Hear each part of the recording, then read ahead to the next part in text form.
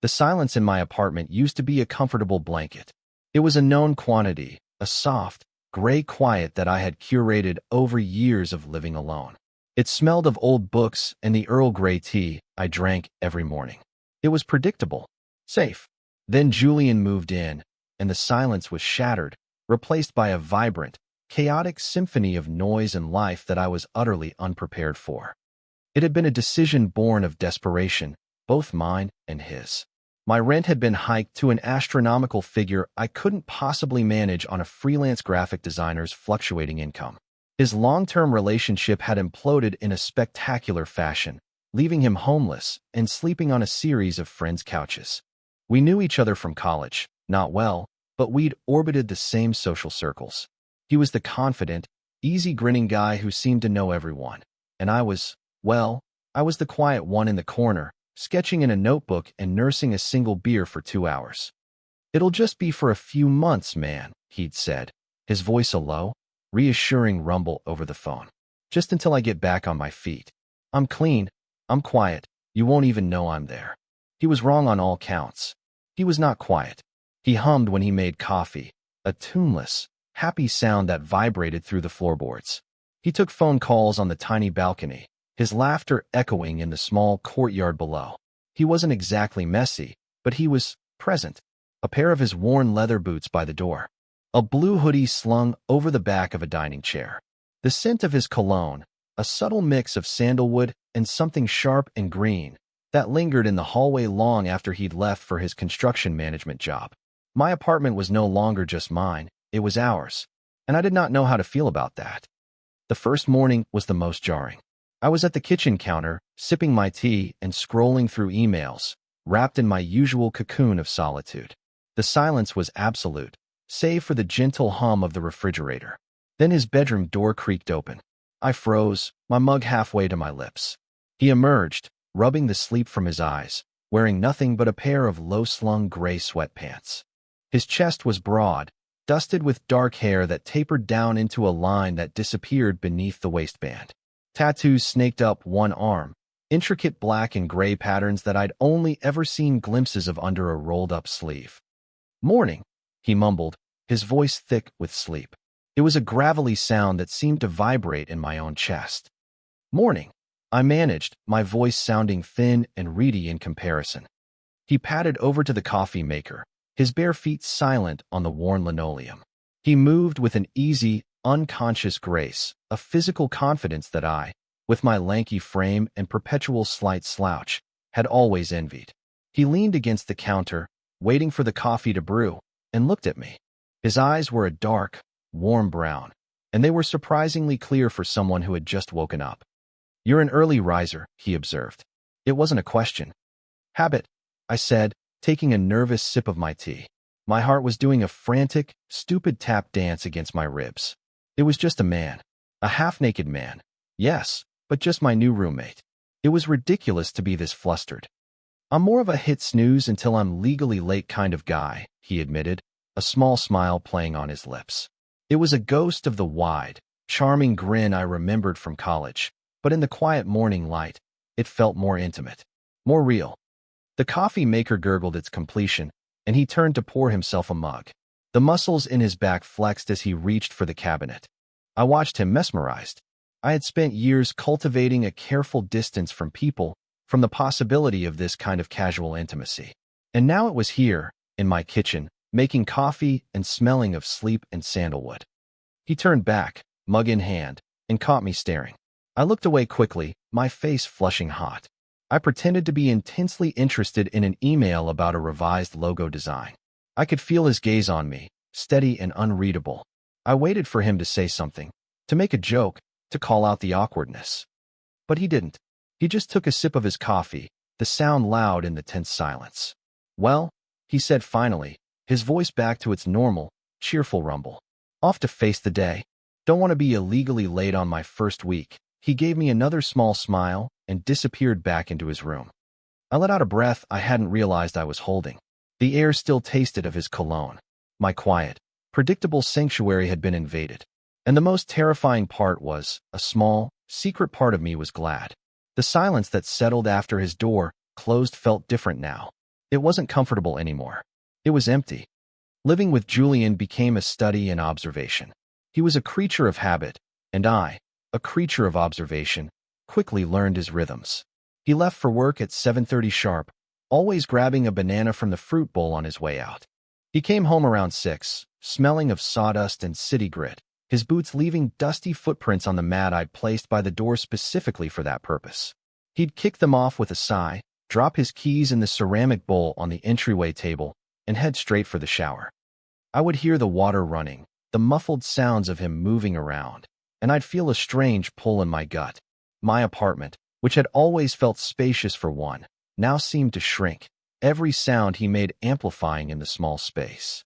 I would try to focus on my work, adjusting pixels and kerning on my monitor, but my attention was always divided. Part of me was always listening for him. His presence was an assault on my senses. The low thud of his music through his closed door. The rich smell of the garlic and onions he'd fry up for dinner, a scent that clung to the curtains for days. The sight of him, sprawled on the couch watching sports, one long leg hooked over the armrest, his socked feet propped on the coffee table. He filled the space, not just physically, but with an energy, a vitality that I lacked. I became an expert on the geography of Julian. I knew the way a small scar cut through his left eyebrow.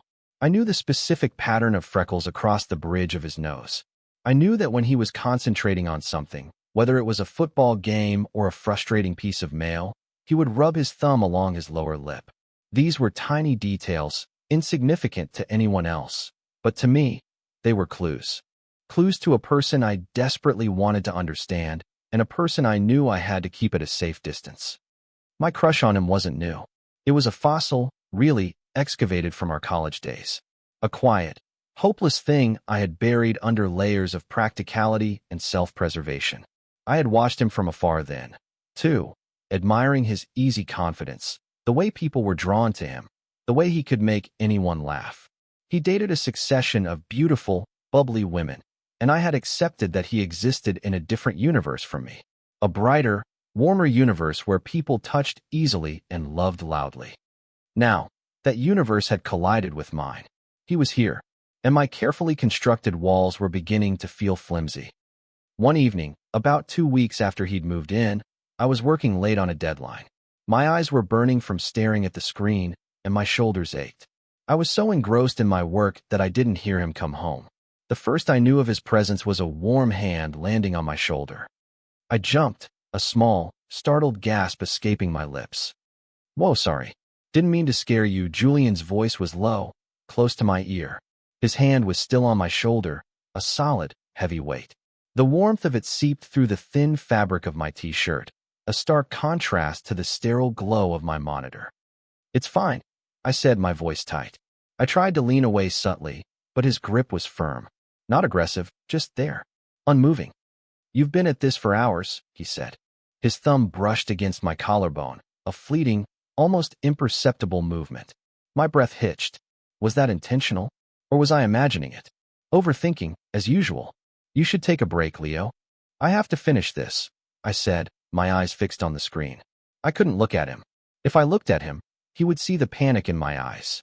He would see how much this small, casual touch was affecting me. "The logo can wait 5 minutes," he insisted. His hand finally lifted, and I felt a strange mix of relief and loss. "I ordered pizza. It'll be here any second." I finally turned to look at him. He was leaning against the back of my chair, his arms crossed over his chest. He had already showered, and his dark hair was damp, curling slightly at the ends. He was wearing a soft, worn gray t-shirt that stretched across his shoulders. He looked tired, but his eyes were kind. "You didn't have to do that," I said. "I know, but I figured if I didn't, you'd end up eating a handful of cereal for dinner at midnight." He grinned, and the room suddenly felt brighter. "Plus, I'm starving." The doorbell rang then, a shrill interruption. "That's our cue," Julian said, pushing off the chair. "Come on. Pepperoni and mushroom, your favorite." "My favorite? How did he know that?" I racked my brain. Had I mentioned it in passing? I couldn't remember. Maybe he just guessed. But the thought that he had remembered such a small detail about me sent a ridiculous, hopeful flutter through my chest. We ate on the couch, the pizza box balanced on the coffee table between us. He put on some mindless action movie, and for a while, we ate in comfortable silence. The only sounds the movie's explosions and the soft chewing. It was nice. Domestic. It felt dangerously close to something real. "So, Chloe called today," he said suddenly, his voice casual. My stomach tightened. Chloe, the ex-girlfriend. The reason he was here. I had done my best to forget she existed. "Oh," I said, trying to sound equally casual. I took a long sip of my water. "Yeah," he sighed, running a hand through his damp hair. "She wants her stuff back." The stuff she left here. He gestured vaguely around the living room. There wasn't much. A throw blanket, a couple of framed photos he had put in a box in his closet. "And she wants to talk. Are you going to?" I asked, my voice carefully neutral. He stared at the TV screen, but I could tell he wasn't seeing it. His jaw was tight. "I don't know. I probably should. Get some closure, you know." I nodded, my gaze fixed on the pizza box. I did not want to hear about his closure with Chloe.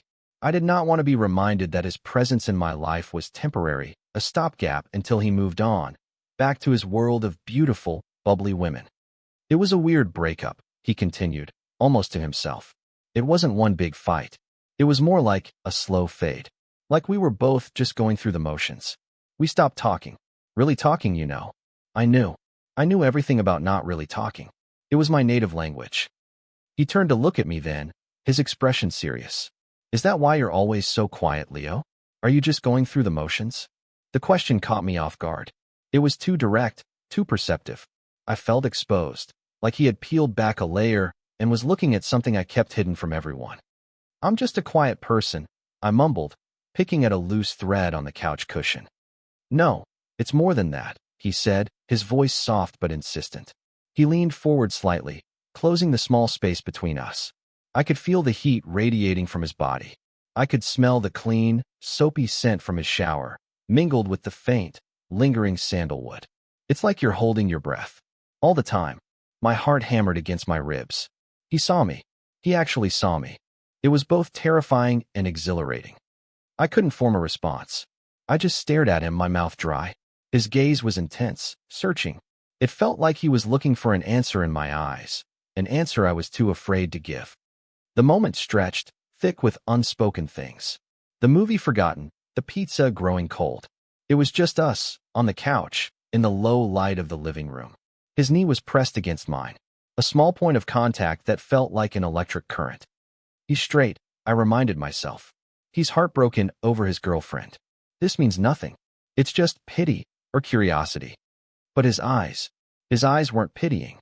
They were something else, something I couldn't name. Then he blinked, and the spell was broken. He leaned back, clearing his throat. "Sorry," he said, shaking his head slightly as if to clear it. I don't know what that was. Too personal. It's none of my business." "It's okay," I said, my voice barely a whisper. He grabbed another slice of pizza, his movements suddenly brisk and efficient. "Anyway, Chloe, I'll probably just box up her crap and drop it on her porch. Avoid the drama." He changed the subject, steering the conversation back to safe, shallow waters. We talked about the movie, about his work, about a new client of mine. But the tension remained, a low hum beneath the surface of our words. The knowledge that he had seen something in me, something I kept carefully hidden, and the terrifying, thrilling possibility that maybe, just maybe, he had seen it because he was looking for it. That night, I lay in bed, staring at the ceiling, listening to the quiet sounds of him moving around in his room. The soft creak of his floorboards, the muffled thud of a drawer closing. These sounds were no longer just noise. They were a presence, a reminder that I was no longer alone. And for the first time in a very long time, I wasn't sure if that was a good thing or a bad thing. All I knew was that the silence I had once cherished now felt like a void that only the sound of his breathing in the next room seemed to fill. The weeks bled into a month, and our cohabitation settled into a routine that was both comfortable and fraught with a low-grade, constant tension. The shared space of the apartment became a stage for 1,000 tiny, ambiguous interactions that I would replay in my mind for hours. There was the brushing of our hands when we both reached for the milk in the fridge, his fingers warm and calloused against mine for a fraction of a second too long. There was the way he'd sometimes stand behind me while I was cooking, looking over my shoulder, his chest so close I could feel the heat of it on my back. He'd point to a spice jar, his arm brushing mine, and I would forget how to breathe for a moment. I became a connoisseur of his micro-expressions, the slight quirk of his lips that meant he was amused but trying not to show it. The way his brows would draw together in a faint line when he was worried about something at work.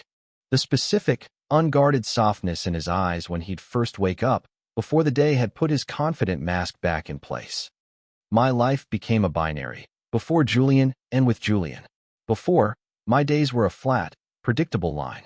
Now, they were a landscape of peaks and valleys, of small anxieties and soaring, secret hopes. My work suffered. I'd find myself staring at a blank design file, my mind instead cataloging the way Julian's laugh sounded from the other room, a deep, genuine rumble that made my stomach swoop. One Saturday, the fragile piece of our routine was shattered by a project. Julian had ordered a massive, complicated-looking bookshelf online, and it arrived in 2 long, impossibly heavy flat-pack boxes. "We can do this," he announced, rubbing his hands together with a determined grin. He had that look on his face, the one that said he was ready to conquer a mountain. Or, in this case, a mountain of particle board and a bag of 1,000 tiny, identical screws. "We?" I asked, eyeing the cryptic, wordless instruction manual. It looked like a series of surrealist cartoons depicting a stick figure slowly losing its mind. "Of course, we. I can't do this alone. I need your big brain for the instructions and your, moral support." He winked at me, and my stomach did its familiar, traitorous flip. So we spent the entire afternoon on the living room floor, surrounded by pieces of fake wood and little plastic bags of hardware. It was a disaster. The instructions were useless. We put the side panels on backwards twice. At one point, Julian tried to force a piece into place, and it made a sickening cracking sound. "Okay," he said, sitting back on his heels and wiping a sheen of sweat from his forehead with the back of his hand. "New plan. We ignore the instructions. We use logic. Your logic just cracked what is probably a very important structural component," I pointed out, unable to keep the amusement out of my voice. He shot me a look, but it was playful. "Details, details. It's about the big picture, Leo." The afternoon devolved into a strange kind of collaborative chaos. We argued over which screw was screw C and which was screw D. We laughed when we realized we had attached the back panel upside down. We worked together, our bodies often in close proximity. Our knees bumped as we knelt on the floor. His arm brushed against my back as he reached across me for the drill.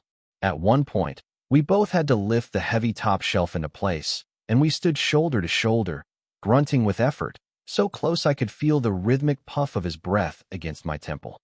In that moment, amidst the sawdust and frustration, a sense of camaraderie settled over us. We were a team. It felt good. It felt natural. Finally, hours later, it was done. The bookshelf stood against the wall, slightly crooked and with one noticeable crack on an interior shelf, but it was standing. We stood back to admire our work, both of us dusty and tired. "We did it," Julian said, a note of genuine pride in his voice. He clapped me on the shoulder, a firm, friendly gesture. But then his hand lingered, his fingers squeezing my shoulder gently. "Told you we were a good team. We're a team that almost broke it 3 times, I said, but there was no bite to my words. I was too aware of his hand, of the warmth of his palm seeping into my skin. He laughed, a low, easy sound. "But we didn't break it. That's what matters." He finally dropped his hand, and I immediately missed its weight. We ordered takeout and ate sitting on the floor, leaning against the couch, too tired to move to the table. The new bookshelf loomed over us, a monument to our shared effort. "You know," Julian said, his voice softer now, more reflective. "Chloe hated this kind of stuff." My internal alert system went on high. Chloe, the ghost at our feast. "She hated putting things together," he continued, staring at the bookshelf. "She would have just called a handyman and paid him whatever he asked. She said it was beneath her." He said the words with a faint, bitter edge. "I guess some people are like that," I offered, not knowing what else to say. "Yeah." He was quiet for a moment, tracing a pattern on the floor with his finger. "That was the problem, I think. We wanted different things. She wanted things to be easy. Perfect. And I don't mind a little mess." I don't mind having to work for it. He turned his head and looked at me, his gaze direct and searching again. It was the same look he'd given me on the couch that night, the one that felt like it was trying to read my soul. You don't mind a little mess either, do you, Leo? The question hung in the air between us, layered with meaning. He wasn't just talking about the bookshelf. I knew he wasn't. He was talking about life, about relationships, about the cracks and the crooked edges. I am a mess, I thought. My whole life is a carefully contained mess of unspoken feelings and anxieties. No, I said, my voice quiet but steady. I don't mind a mess. A slow smile spread across his face. It wasn't his usual wide, charming grin. It was something smaller, more genuine, more intimate. It made the air in my lungs feel thick. Good, he said softly. Just that one word. He didn't say anything more about Chloe. He didn't need to. In that moment, he had shared a piece of his past, a small shard of his vulnerability. He had shown me a crack in his own facade, and in doing so, had invited me to do the same. He had seen my mess and hadn't run away. He had called it good. We cleaned up in silence, the earlier tension replaced by a new, fragile sense of understanding. As I was heading to my room, he called my name. Leo. I turned. He was standing by the new bookshelf, running a hand over the wood. Thanks, he said. For today. Anytime, I replied, and the word felt truer than anything I had said in a long time. That night, the sounds from his room were different. They were part of the texture of my home now, not an invasion. The apartment was still and quiet, but it was a shared quiet. A quiet that was full of the ghost of his laughter and the lingering warmth of his hand on my shoulder. I fell asleep, feeling a strange and unfamiliar emotion. It wasn't happiness, not exactly. It was more like potential. The potential for something I hadn't even dared to name. And it was both the most hopeful and the most terrifying feeling in the world. The bookshelf incident marked a subtle shift in our dynamic. The invisible wall between us, the one I had so carefully maintained, had developed a crack. We started spending more time together, falling into the easy patterns of people who are truly comfortable in each other's presence. We'd cook dinner together a few nights a week, moving around each other in the small kitchen with an unspoken choreography. We'd watch movies, our shoulders sometimes brushing on the couch, a contact that no longer sent me into a full-blown panic, but instead a quiet, simmering awareness. I was learning to live with the low-level hum of attraction that was now the constant soundtrack to my life. It was a dangerous game. I was letting my guard down, letting him in, all while knowing that his presence was supposed to be temporary. He never mentioned looking for his own place. The few months he'd spoken of were stretching on, but I didn't dare bring it up. I was hoarding these moments, these quiet domestic scenes, like a dragon hoarding gold. He started asking me questions. Not just the superficial "how was your day" kind, but real questions.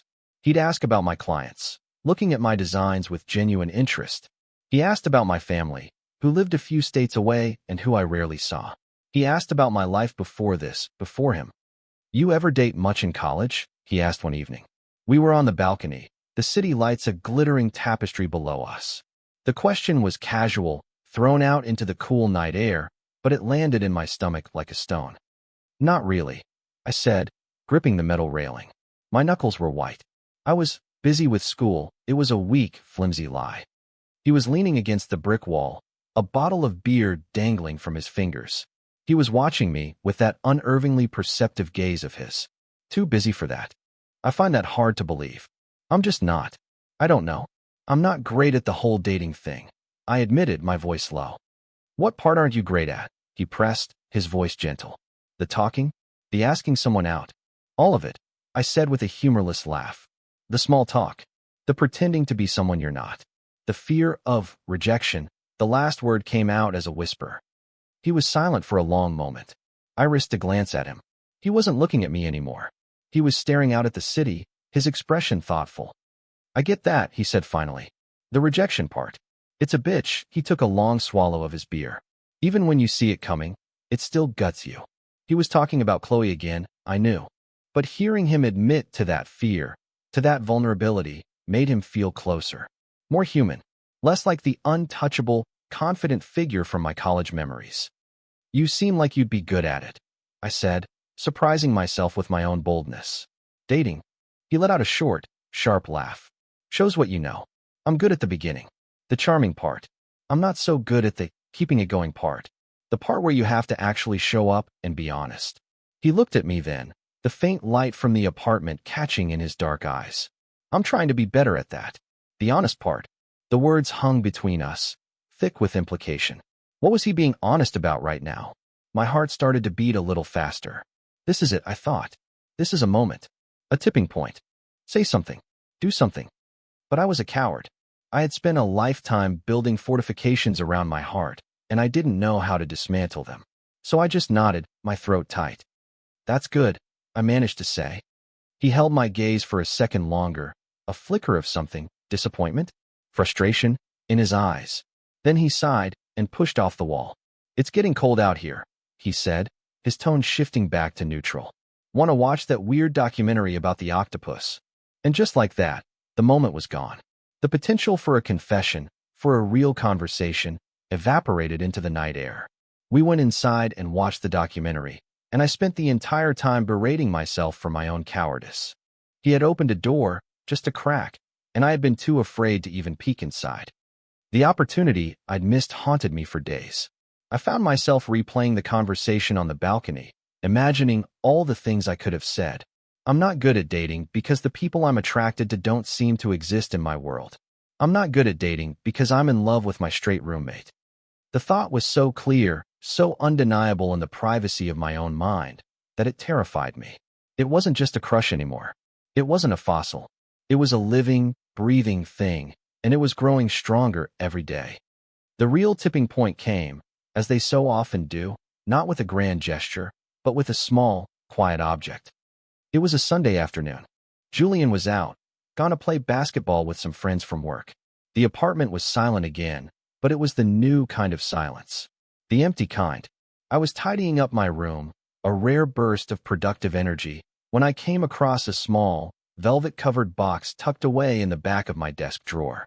I opened it. Inside, nestled on a bed of faded satin, was a simple silver ring. It had been my grandfather's. It wasn't flashy, just a plain, solid band, worn smooth with age. He had worn it every day of his 60-year marriage to my grandmother. After he passed, my grandmother had given it to me. For when you find your person, she had said, her eyes full of a love I couldn't imagine ever finding for myself. I never wore it. It felt like a promise I couldn't keep. But sometimes, when the loneliness was a physical ache in my chest, I would take it out and hold it. I'd run my thumb over the smooth, cool metal and think about a love that could last a lifetime. A quiet, steady, unassuming love. The kind of love I yearned for. I was sitting on the edge of my bed, the ring resting in the palm of my hand, lost in thought, when I heard the front door open and close. "Leo? You home?"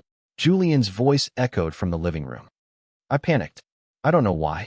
It was just a ring. But it felt like he was about to walk in on my most secret, vulnerable self. I quickly tried to shove the box back into the drawer, but my movements were clumsy. The ring slipped from my hand, bounced off the edge of the nightstand, and rolled under the bed. "Shit," I hissed, dropping to my hands and knees. "Everything okay in there?"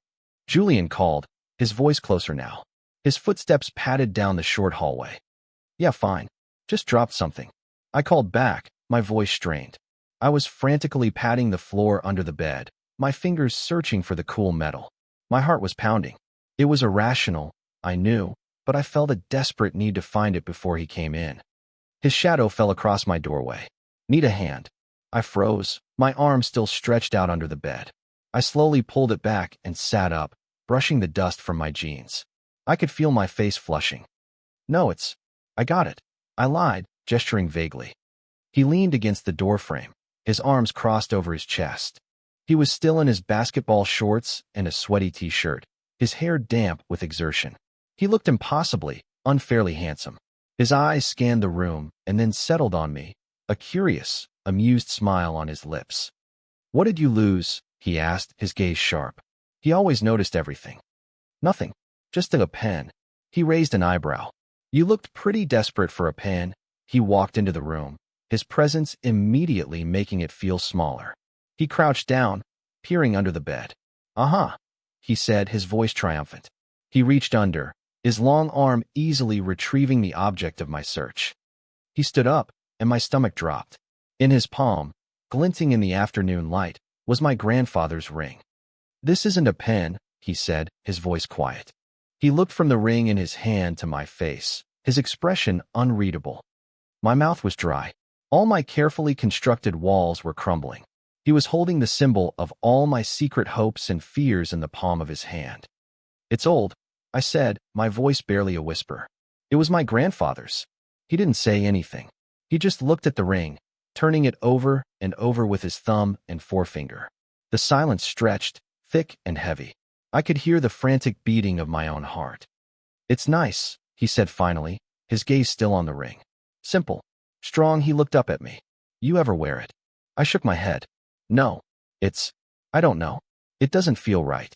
"Why not?" he asked. It was another one of his direct questions, cutting straight through my defenses. "It's for when you find your person," I mumbled, the words tasting like ash in my mouth. It sounded so foolish, so sentimental, saying it out loud. He looked down at the ring again, then back at me. A strange look passed over his face, a flicker of some intense, unidentifiable emotion. He took a step closer to me. We were standing in the middle of my small bedroom, only a foot or so apart. It stopped at his knuckle. He frowned, trying to push it further, but it wouldn't go. "Too small for me," he said, his voice still quiet, almost conversational, but his eyes were burning into mine. He was watching my reaction, gauging it. This was a test. Another loaded interaction, more potent than any before it. He began to work the ring off his finger, his movements slow and deliberate. My eyes were glued to his hands, to the sight of my grandfather's ring on his finger, however briefly. The symbolism of it was a punch to the gut. It was everything I wanted and could never have, right there in front of me. He finally got it off. He held it between his thumb and forefinger for a moment, his gaze fixed on my face. The room was so quiet I could hear the faint hum of the air conditioner kicking on down the hall. "Here," he said, his voice dropping to a husky whisper. "Let's check the size on you." My mind short-circuits. Everything slows down. The world narrows to the space between us, to the silver ring held in his fingers, to the intense, unwavering focus in his dark eyes. I am not breathing. I am not thinking. I am only feeling. He reaches for my left hand. His fingers are warm and slightly rough against my skin. He lifts my hand, his touch surprisingly gentle, reverent almost. I let him. I am powerless to stop him, a puppet whose strings he now holds. My hand feels impossibly heavy, a dead weight in his grasp. He holds my gaze as he brings the ring to my finger. His eyes are dark, bottomless pools, and I feel like I am drowning in them. There is no playfulness in his expression now, no charming grin. This is something else entirely, something raw and serious and terrifyingly real. His thumb is on my knuckle, steadying my hand. I can feel the frantic pulse in my own wrist, a wild bird trapped in a cage. He can feel it too. I know he can. Slowly, deliberately, he slides the ring onto my finger. It glides over my knuckle smoothly, a perfect fit. The cool, solid weight of it settles at the base of my finger. It feels right. It feels like it has come home. He doesn't let go of my hand. His fingers are still wrapped around mine, his thumb resting over the ring, pressing it gently against my skin. He looks down at our joined hands, at the silver band on my finger. A muscle feathers in his jaw. He looks back up at me, and the air crackles. The unspoken tension that has been simmering between us for months is finally boiling over. It's a tangible thing, a pressure building in my chest, in my throat. This is the tipping point. There is no going back from this. "See," he whispers, his voice thick. "A perfect fit." My name is a choked sound in my throat. Julian. He doesn't let me finish. He doesn't need to. He knows. He has known all along. He has been waiting. Waiting for me. Or maybe for himself. He raises my hand, the one with the ring, and presses his lips to my knuckles, right over the silver band. His lips are soft and warm. The gesture is so tender, so achingly gentle, it shatters the last of my defenses. A tremor runs through me. He lowers my hand, but doesn't release it. He takes a half step closer, closing the last bit of distance between us. Our bodies are almost touching. I have to tilt my head back to look up at him. I see the conflict, the decision, and then the final, resolute surrender in his eyes. And then he leans in and kisses me. It is not a gentle kiss. It is hard and hungry and desperate. It is months of unspoken words, of stolen glances, of simmering tension erupting all at once. His mouth crashes against mine, and it's not a question, it's a statement, a declaration. His other hand comes up to cup the back of my neck, his fingers tangling in my hair, holding me in place. For a split second, my mind screams in panic. This is happening. This is real. But then the shock gives way to a tidal wave of feeling. The rough scrape of his stubble against my skin, the taste of him, salty and male and uniquely Julian, the solid strength of his body pressed against mine. It's too much. It's everything. I make a small, wounded sound in the back of my throat, and it's like a signal. His kiss deepens, his tongue sweeping into my mouth, and I am lost. All the fear, all the anxiety, all the years of loneliness and longing just dissolve. I am kissing him back, my hands coming up to grip his t-shirt, clinging to him as if he's the only solid thing in a spinning world. This is not a mistake. This is not curiosity. This is not pity. This is a homecoming. The kiss is bruising and frantic, a release of pressure that has been building for an eternity. He kisses me like he's starving, and I realize with a dizzying certainty that I am starving too. I have been starving for this, for him, for my entire adult life. He walks me backwards until my legs hit the edge of my bed, and I fall back onto the mattress, pulling him with me. He breaks the kiss, his chest heaving, and presses his forehead against mine. We are both panting, our breath mingling in the charged air. His eyes are closed. I stare up at his face, at the flush on his cheekbones, the dampness of his hair, the fierce set of his jaw. He looks wrecked. He looks beautiful. Leo, he breathes, his voice a ragged whisper. It's not a question. It's a confession. My name, spoken in that tone, holds everything he hasn't said. I see you. I want you. This is real. He still has my left hand in his thumb stroking back and forth over the ring. My ring, on my finger, placed there by him. He opens his eyes, and they are dark and intense and full of a feeling so powerful it steals the air from my lungs. I'm not pretending, he says, his voice low and gravelly. Not anymore. And then he lowers his head and kisses me again, and this time it is not a desperate crash, but a slow, deep, deliberate claiming. It is the first honest word in a conversation we have been waiting our whole lives to begin. And I surrender to it completely. I am finally home. The morning after was a study in silence. But it was a new kind of silence, sharp and brittle and full of unspoken questions. I woke up first. The light filtering through my window was pale and gray. Julian was asleep beside me, sprawled on his stomach, one arm flung over my chest in a possessive, unconscious embrace. His breathing was deep and even. I lay perfectly still, my heart a frantic, nervous drum against my ribs. I watched the slow rise and fall of his back. The intricate tattoos on his arm were a landscape I had only just begun to explore. The events of the previous afternoon and night replayed in my mind in a dizzying, technicolor loop. The ring, the kiss, the desperate, fumbling intimacy that had followed. It had been overwhelming, consuming, and more real than anything I had ever experienced. And now, in the cold light of day, I was terrified. What did this mean? Was this a one-time explosion, a release of tension that he would now regret?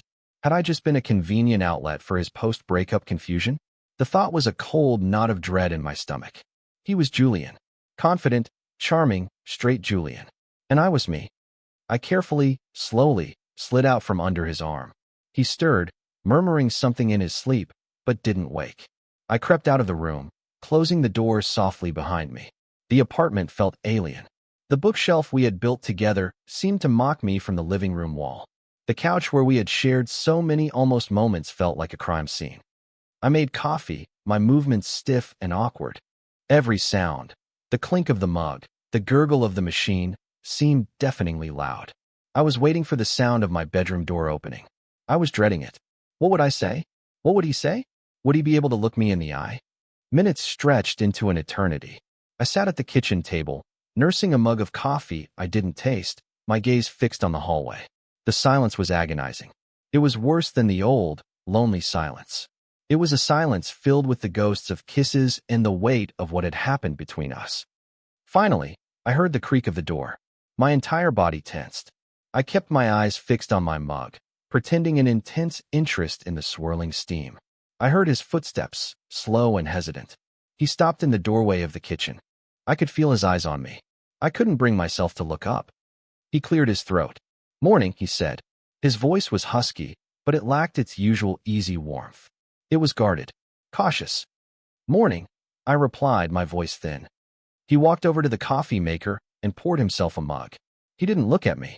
He kept his back to me, leaning against the counter. The silence stretched again, taut and unbearable. This was it. This was the moment he would say it. "Look, man, about last night. I was drunk, or confused, or it was a mistake." I braced myself for the impact. But he didn't say any of that. He just stood there, sipping his coffee, his back a rigid wall. The space between us felt like a chasm. The intimacy of the night before might as well have been a dream. My hope, which had soared so high, came crashing back to earth. It was a mistake. He regretted it. A wave of shame and embarrassment washed over me. I felt foolish, naive. I had let myself believe, for a few short hours, that I could have something like this. Something real. I should get some work done, I mumbled, pushing my chair back. I needed to escape. I needed to hide in my room and lick my wounds and pretend last night never happened. As I stood up, his phone, which was sitting on the counter beside him, buzzed. The screen lit up. I saw the name flash for just a second before it went dark. Chloe. My heart sank into my shoes. It was a physical sensation, a sickening plummet. Of course, it was always going to be Chloe. I was just an experiment, an intermission. Now the main feature was calling. Julian glanced at the phone, then looked at me. For the first time that morning, our eyes met. His expression was complicated, a mix of anxiety and something else I couldn't read. I gave him a tight, brittle smile, a pathetic attempt to show that I was fine, that this was all fine. "You should probably get that," I said, my voice hollow. I turned to leave, but his voice stopped me. "Leo, wait." I stopped, but I didn't turn around. I couldn't. I didn't want him to see the devastation on my face. I heard him set his mug down on the counter with a soft clink. I heard him take a step towards me. "Last night," he started, his voice low and hesitant. "It wasn't." "It's fine, Julian." I cut him off, my voice sharp. "I just wanted this to be over. You don't have to explain. I get it. It was weird. We can just forget it." The words tasted like poison. No, the word was firm. Commanding. That's not what I was going to say. I finally forced myself to turn and face him. He was standing just a few feet away, his hands shoved into the pockets of his sweatpants. He looked tired and stressed, but his gaze was steady, determined. "I wasn't going to say it was a mistake," he said quietly.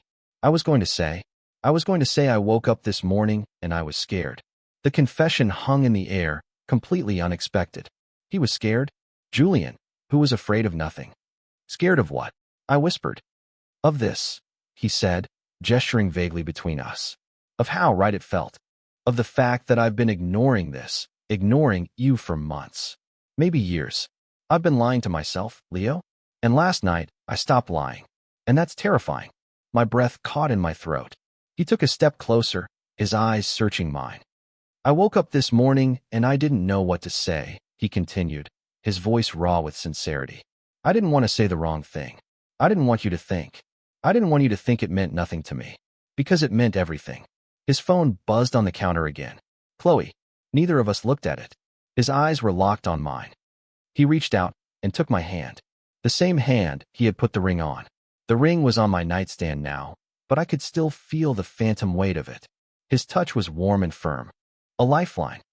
"I meant it, Leo," he said, his voice dropping to an intense whisper. "Every second of it. I'm not pretending." The knot of dread in my stomach began to loosen, replaced by a fragile, fluttering hope. I looked from his earnest face to his phone, still buzzing insistently on the counter. The test. He followed my gaze. He didn't let go of my hand. He just looked at the phone, then back at me. Without breaking eye contact, he reached over with his free hand, picked up the phone, and silenced the call, dropping it face down on the counter. The action was so simple, so definitive. It was a choice. He was choosing this. He was choosing me. A shaky breath escaped my lips. The relief was so profound it made my knees feel weak. "Okay," I said, my voice thick with emotion. Okay. He gave my hand a gentle squeeze. A small, hesitant smile touched his lips. Okay. Okay. I confirmed, a real smile finally breaking through on my own face. The awkwardness, the fear, the brittle silence, it all just melted away, replaced by a quiet, profound sense of reassurance. The morning after had been a storm, but we had weathered it. We were still standing, still holding hands in the middle of our kitchen. We didn't talk much more after that. We didn't need to. The big questions had been answered, not with a grand, dramatic speech, but with a quiet look, a steady hand, and a silenced phone call. We made breakfast together, a comfortable silence settling over us now. We moved around each other with a new awareness, a new tenderness. When our hands brushed as we both reached for the salt, he didn't pull away. He let his fingers linger against mine, a small, deliberate touch that spoke volumes. We were navigating a new world, one where the subtext was finally becoming text. The landscape was unfamiliar and a little scary, but for the first time, I felt like I had a guide, and I wasn't walking it alone. The days that followed were a delicate, tentative dance. We were learning a new language together, one spoken not just in words, but in touches, in glances, in shared silences. The apartment, once a space of tension and unspoken longing, became a sanctuary. Our sanctuary. We had the talk, of course. A few nights after the morning in the kitchen, we sat on the couch, the same couch where so much had almost happened, and we laid our cards on the table. It wasn't dramatic or painful. It was quiet and honest. Julian talked about Chloe, about how their relationship had been a comfortable habit he'd been afraid to break. He admitted that his feelings for me weren't new, that they had been a confusing, low-level hum in the background of his life since college, something he had actively pushed down and ignored because it didn't fit the picture of the life he thought he was supposed to want. Living here, with you, he said, his voice low and thoughtful. It made the humming too loud to ignore. Everything I told myself I wanted started to feel like a lie. And everything about being here with you, it felt like the truth. I listened, and for the first time, I talked too. I told him about the loneliness, about the walls I had built. I told him about my fossil of a crush, and how it had been brought back to life the moment he'd walked through my door with his easy grin and the scent of sandalwood. I admitted how terrified I had been of him, and of myself. So, he said, after a long, comfortable silence. He turned to me, a small, nervous smile on his face. What are we doing, Leo? It was the question that had been hanging in the air for days. What were we? I looked at him, at the man who had seen my mess and called it good. The man who had put my grandfather's ring on my finger and kissed me like I was the only thing that mattered. The man who had chosen me over the life he was supposed to have. I said, my voice steady. We're figuring it out. Together. He let out a breath he seemed to have been holding. The relief on his face was palpable. I can live with that, he said. He reached out and took my hand, lacing his fingers through mine. It felt as natural as breathing. I can definitely live with that. That was our conscious choice. Not a dramatic declaration of undying love, but a simple, mutual agreement to try. To navigate this new, uncharted territory together, one step at a time. And we did.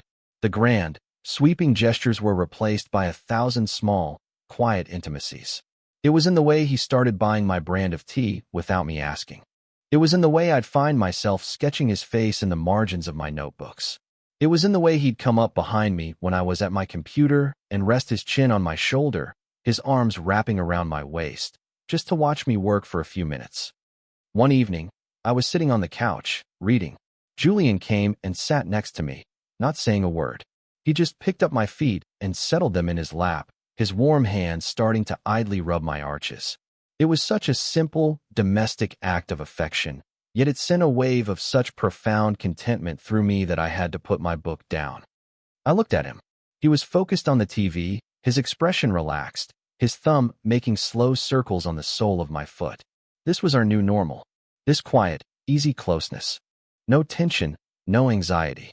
Just peace. I found my grandfather's ring and put it on a silver chain around my neck. It rested against my chest, a cool, constant reminder of the day everything changed. Sometimes, Julian would reach out and toy with it, his fingers brushing against my skin, a silent acknowledgement of the moment that had started it all. The fear didn't vanish overnight.